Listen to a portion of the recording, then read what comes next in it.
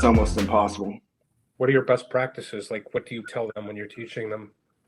How high to put the pile? What kind of gap? What kind of I size? always say, start low, start really low and then go up until the sheets start fluffing themselves. If you don't see any air fluff, you're too high, period. Um, so, go low, and then if your sheets aren't fluffing themselves into the input roller, then ease it, move the pile up. But I notice a lot of their struggle is they always want to get, they think they need to go higher, higher, higher to get feed to go up over it. But a lot of times I walk in there and I can immediately look at it and be like, that's way too high, go lower. And so I lower it down and I try to teach them. I'm like, see, when I lower this and the sheets start, I was like, that's kind of where you want to be. And then I tell them to feed a sheet in the roller and do it to where it starts, grabbing it. And that's where your gap kind of needs to be. So they're, we're getting it, but it just takes to me, that's the hardest part of the whole entire machine. A couple of things that you do to help them is make a paper tube and put it under the front edge only, just a little bit, just to get the upper corners up. And do you ever shut any of the blowers off? Because I often kept the center blower, some of the outside blowers off. Yeah, I do shut some blowers off, like you said, the outsides. But what were you saying? The paper tube? Well, I roll up a paper tube, not on like a big fat Starbucks straw, and I put that under the lead edge of the paper. For some reason, making that a little bit of a ramp. That way, the pile itself is low under the barrel, but the lead edge is able to catch more air because it's up a little bit higher. So it's kind of like a balance between helping the sheet get in, but still keeping the pile low enough to have the air do its job. So I use, but it did work for me. I use wedges on each side to kind of push the corners up. Like offset guys. Yeah, just like the offset. I'm sorry, Marco. Did I step on you? No. I said like offset guys on the print presses do those corners, triangle corners to lift up the edges. Yeah. Yep. Yeah, and the presses, those bail levers fall, but they don't fall, and they fall, and the corners hang. So with that feeder head right in the middle, I don't know, Kevin. I believe I saw on the newer models of the jet varnish, there's actually sucker feet now. Is that true? I think on the Evo they have the pallet feeder option. They have pneumatic feeder. Yeah, so it's not only. Sorry to interrupt you. Only on Evo have it the pallet option, and for the 3DL you can order the L pallet option, the smaller pallet. But the rest of the machines are stuck. 3DSs are stuck with TVS with standard feeder. Yeah, I had a couple of customers back in the day that also put the feeder hoses. So these hoses that you can articulate and blow air into the feeding pile as well to create a little bit of an air cushion to get the sheet to dance, like you were just saying, Adam. So I don't know if that's that you guys have done. And sometimes I think it was you, Ken, that mentioned static. Sometimes if you're running like a highly static sheet, let's say you're running vinyl or you're running a PVC, that's always something that you have to keep in mind of. So we had people who'd work with tinsel to try to destatic the sheet. We had other people that would put on like an ionizing bar. So I think some of those issues can be linked to the substrate, some of it to operator experience. Like Adam said, you've been around the machine for a long time, but yeah, there's a lot of little workarounds, and I think this is a really good conversation. Another thing I found helped a lot was that the sticky bar that's on the top that helps those sheets go in. When the sticky bar touches the chrome roller on the bottom, it gets great drive, and it helps push that sheet right in. But there's times when the top of the roller will stop moving, actually, because when a piece of 12 or 14 point paper gets in between those rollers, it actually can cause more friction than it can help get the sheet into the wheels on the registration board. So I would put a couple pieces of painter's blue tape on the bottom of the chrome roller, so that even though a sheet went in the 13-inch sheet, I had my tape out at 14, and it would still get drive to be able to drive the sheet in, because that's a heavy roller. It's not directly driven. So if that ever gives you a problem, put a couple pieces of painter's tape out on the edges. It really helped me. Sometimes I left them on there for months. Jeez, Ken, when are you going to build your own machine, man? It's much more fun to improve somebody else's. Yeah, exactly. I will try to find out the picture of the movie of the roller that I put just temporarily from the foil on the pile to create those snake view from the side to get the better feeding. And also I'm looking now, I will put it on the web, the picture that guys in I think Slovakia did exactly what you, Kevin, said. The another hoses with few blowers from the sides. I have it. A technician from Slovakia sent me this, and I have it. He did it for one customer. Yeah. Excellent. So Adam, tell us a little bit about what you learned with your sensor. Yeah, so it was my sensor 4 that would always give me problems. Number one, black print with soft touch on top. That sensor 4 just hated it and didn't. Sometimes it'd feed 10 sheets, 12 sheets, and then one would error out. And then we all know if our gap's small, I've just ruined 4 or 5 sheets. So I would, for the longest time, I was having Konica just turn it off. And so I reached out here on this site here, and I forget who it was, but Marco or anyway, well, you can see it in the comments there. But he told me there's somebody else. Yes, I think it was Jacob. Was it Jacob? No, it was. I forget who it was. Anyway, so I was always manually, because I knew that the sensor had to be adjusted, and it would go anywhere from 150 to, I could bring it up to 3,500. So I was trying all those different numbers, 2,000, 2,200, 750, 850, and manually doing it. And he made a comment. He said, there's an automatic setting that you can just put your substrate over the sensor that's giving you an issue and go through this. It's only like 3 steps. So you put the sheet of paper over the sensor, you hit setup, and then continue, and then the little module tells you to remove the sheet, and then you remove the sheet and hit continue, and then it automatically sets the setting for what it needs to be for that substrate. So once I did that, I was thinking I needed to be anywhere for like 250, 345, 350. So I did that automatic setting, and it set it at 757. I'm like, I would have never chose 757. Do you calibrate them all, or do you just had to calibrate that one sensor? I just had to calibrate the one. If it's not broke, don't fix it. Right.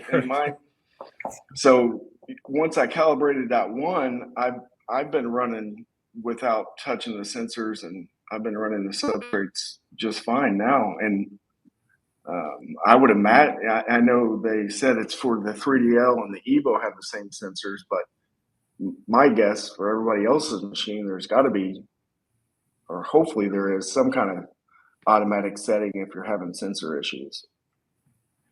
Wow, and you can do that without Konica Minolta's interference. It's something you can easily do. Mm-hmm. Yeah, I don't have to bug my tech anymore. I was constantly texting him, "Hey, did they not teach you that?" No, and I'm not sure they know how to do that yet. basically technicians think because it's inside. This is the amplifier for the optical sensors, and yes, only the big machines have it. On 3DS Yeah. and the small machines, you don't have those kind of sensors. Okay. Yeah. This is Sorry, Gerardo. yeah. And I notice when we talk about all the problems, sometimes with the feeding, you two also, Adam and Ken, you don't have the same feeders, nor same type of feeders. You're on 3DS, you can have two type of feeders. On Adam, on 3DL, can have only pile feeder or the pallet feeder. So when we talk, when there are more of us, I think you should point on which machine you work, because somebody will watching for your sensor problem on a small machine on 3DS. They don't have those kind of sensors, and they just will go lose their mind with their sensors. You know what I mean? Yeah, exactly. Gerardo, do you run into some of those issues with your 3DS when it comes to different substrate colors, or the same issues that Adam was talking about, or not so much? Actually, we don't. In the beginning, the TBS had a broke window of the sensor, so it didn't fit very well. I just removed the cover, and it worked perfectly. And on the sensors, just when we have some stock sheets, maybe that they jam, but nothing like that. Nothing like a sensor problem. No. Okay. All right. Interesting. That is interesting. So, Adam, the problem completely went away. That's a non-issue. Yeah, it did. There was, like I said in the past, I run so many different laminates and colors, and so I did have to do another when I calibrated for one sheet, I went back to a uncoated C1S paper stock, and that 757 setting that it chose, it didn't love it for that paper, but I just went and did the calibration again for that uncoated C1S paper and let it do the settings for that. And that's the last setting that I did, and I've been running ever since with that current setting. So I guess I'll keep just keep running, and if the issue happens again, I'll just recalibrate that sensor and move on. But which is fine for me because now I know what to do. Yeah. What setting is it for the normal paper, for a regular white sheet of paper? What number is it? It was always around like 300 for what I was thinking. But when I did the automatics, as I wrote you, is 150 to 500, something like this. It's in the manual. But probably your black paper and lamination doesn't get so much reflection to the optic sensor, and you need to amplify the level of reflection. Awesome advice. Yeah.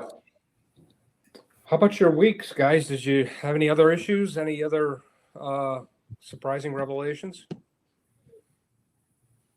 Well, I want to thank Marco for the tips that he gave me on the forum for the UPS battery. Actually, after I put on the power stabilizers in the 3DS, the machine worked great, but power went out again.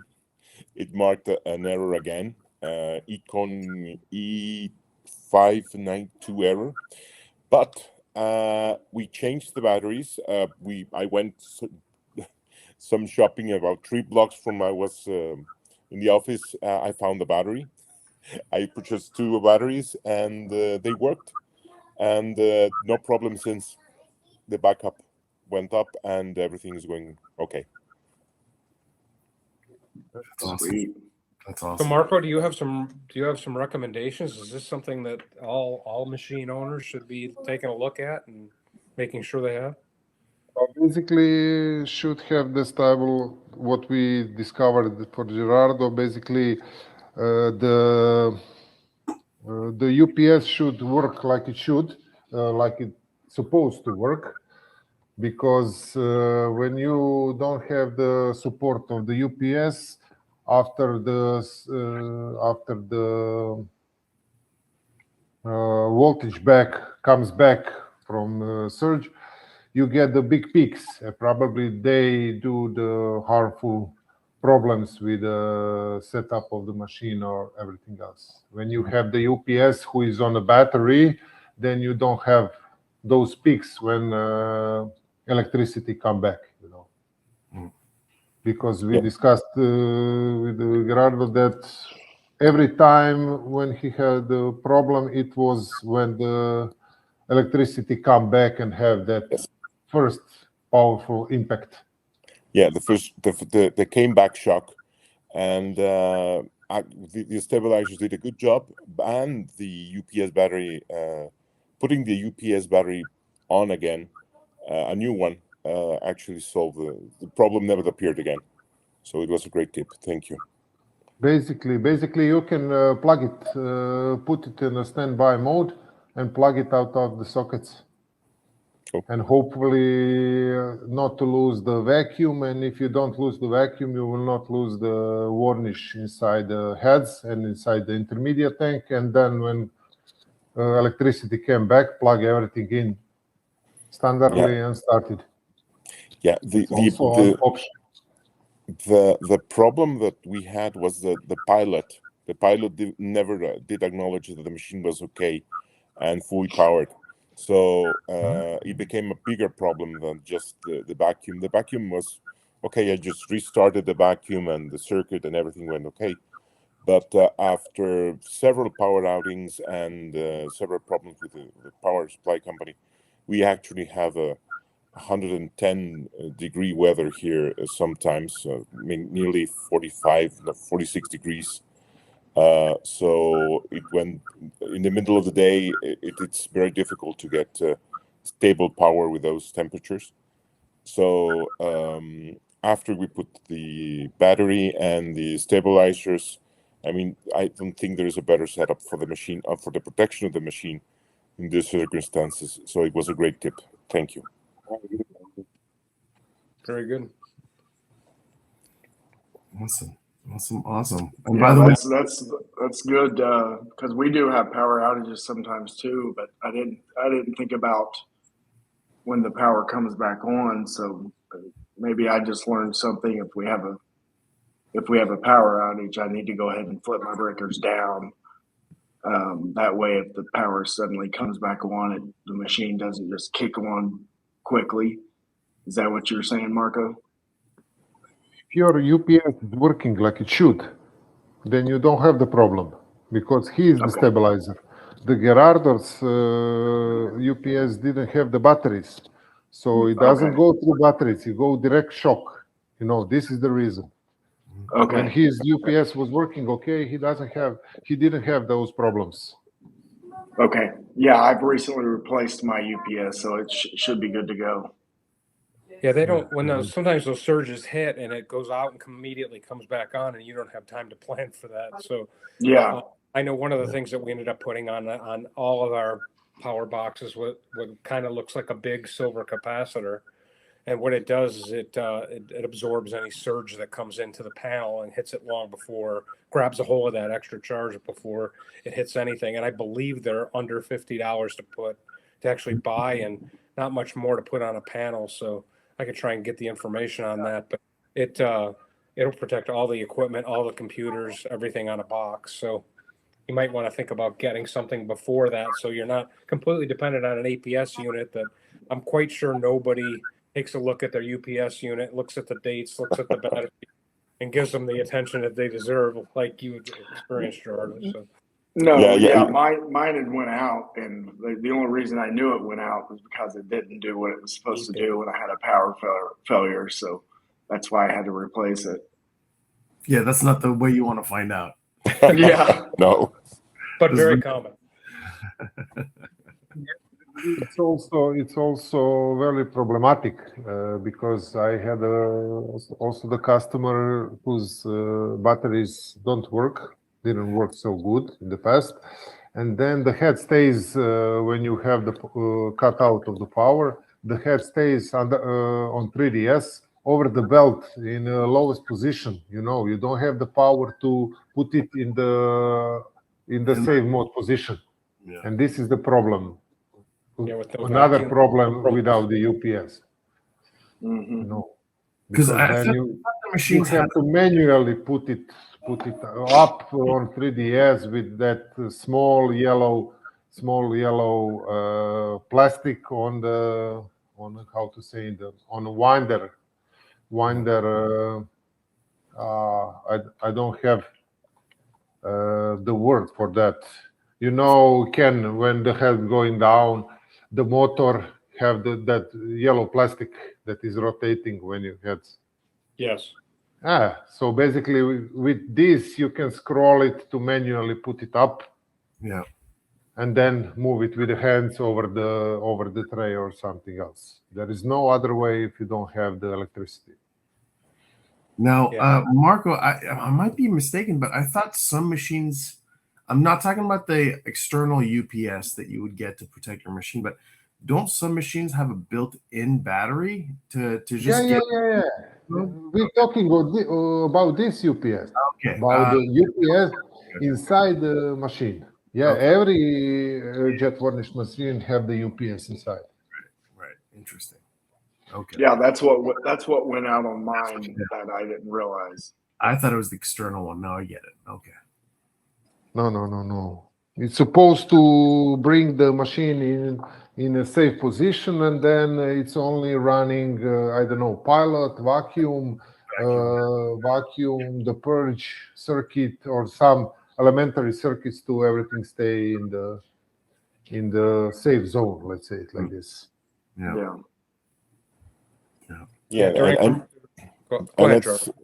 and I think it's one of the most vital parts of the machine, because the problem that the absence of this item, the problems that generates are very weird, and we had that extreme variations that not only the stabilizers but the UPS are now protecting the equipment. So I'm very just calm about that now, because we had some very deep problems, communications. The techs didn't know how to fix them, so we ended up installing the stabilizers, changing the batteries, and the machine itself, because the power was now stable. The machine corrected itself in 24 hours. Wow. So it was one of those things that, we didn't have to do anything. The machine just came back up, recognized that the power was more stable, and everything worked perfectly. Oh, that's Yeah, great. getting back to what Marco said, I had one of the earlier versions of the machine, and the pilot would often lose connection with the machine itself, so it couldn't control it. It wouldn't see the scanner. So when that happened and the power would go out, we were real quick with the knee jerk, get a piece of paper underneath the heads as fast as possible. Usually a piece of 18 point that we had close by, and put that under the heads until things were able to, because reboot takes a good minute and a half, 2 minutes. By the time it communicates and starts to put itself back into a neutral position, it sometimes can take 5 minutes, and with no vacuum for 5 minutes, you're credit carding the belt for about a day and a half to get it all off the belt. It's in one day, but it's expensive thing to change the belt. Yeah.